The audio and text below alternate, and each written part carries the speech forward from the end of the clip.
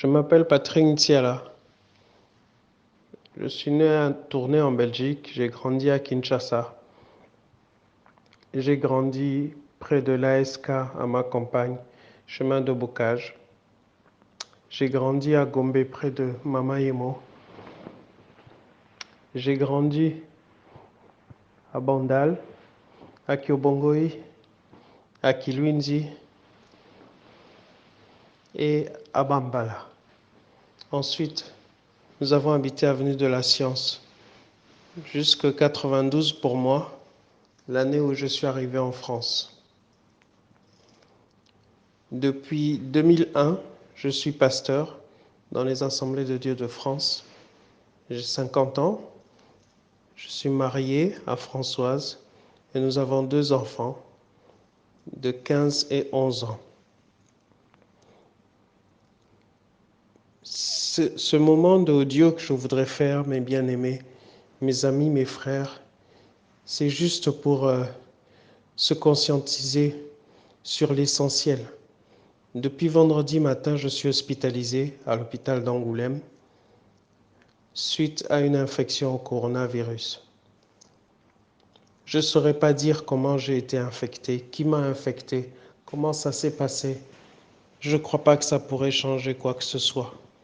Mais la seule chose que je voudrais vous dire, c'est que ce long tunnel que je passe en ce moment m'a fait réaliser beaucoup de choses et ces choses, je veux vous en faire profiter sans que vous passiez par le coronavirus.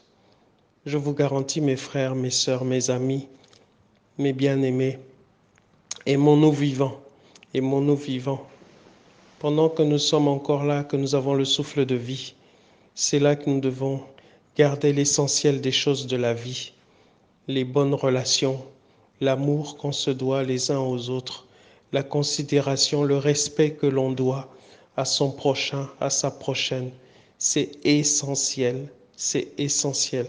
Parce que quand tu te retrouves dans une chambre d'hôpital ici, j'expliquais à Thierry, mon frère, je suis dans ma chambre d'hôpital, je fais 6 pas pour aller jusqu'à la fenêtre et j'ai besoin de 1 heure pour pouvoir récupérer. C'est quelque chose d'inédit. J'ai jamais vécu ça de ma vie. Un tel degré de fatigue.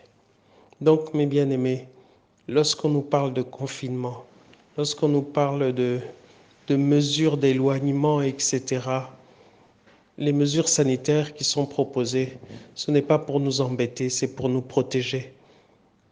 Le personnel médical nous dit, protégez-nous en restant chez vous.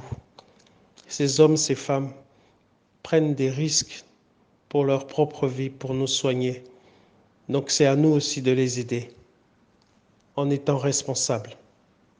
En étant responsables. Je vous garantis, je ne sais pas pour vous, mais pour ma propre vie, comme on dit en lingala, na teyami, ça m'a appris que la vie ne tient à rien du tout. Et je crois que c'est important de réaliser que quand tu viens au monde, c'est quelqu'un d'autre qui te lave, c'est quelqu'un d'autre qui te donne à manger, c'est quelqu'un d'autre qui prend soin de toi. Tu n'es pas autonome. Et à mon dernier souffle, quelqu'un d'autre me lavera, quelqu'un d'autre m'habillera, quelqu'un d'autre prendra soin de moi. Donc entre la naissance et la mort, pourquoi est-ce que je ferai le beau? Pourquoi je ferai le fanfaron? La vie appartient à Dieu. On n'est que passagers sur cette terre. Prenons soin les uns des autres. Mais je redis, ces mesures que le gouvernement prend, que les autorités sanitaires prennent, prenons-les vraiment très au sérieux.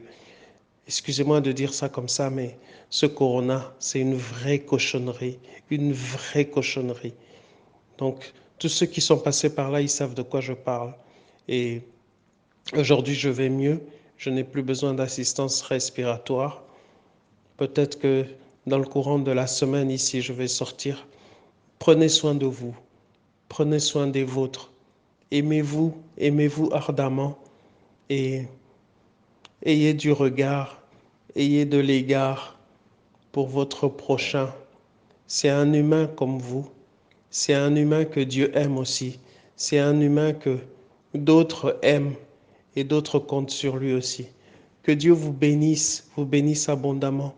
Mes pensées vont vers tous ceux qui passent par le deuil dans ces moments. Avec le confinement, c'est très très compliqué. Mes pensées vont vers les autres collègues aussi qui passent par le corona et par d'autres maladies. Le corona n'a pas effacé les autres maladies.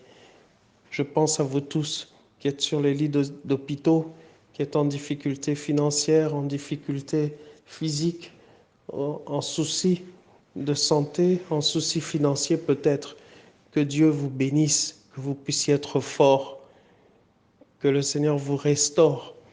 Mes pensées vont vers vous et je prie pour vous. Que Dieu vous fasse grâce. À très bientôt et merci Thierry de me permettre d'apporter ce témoignage. À très bientôt. Que Dieu vous bénisse.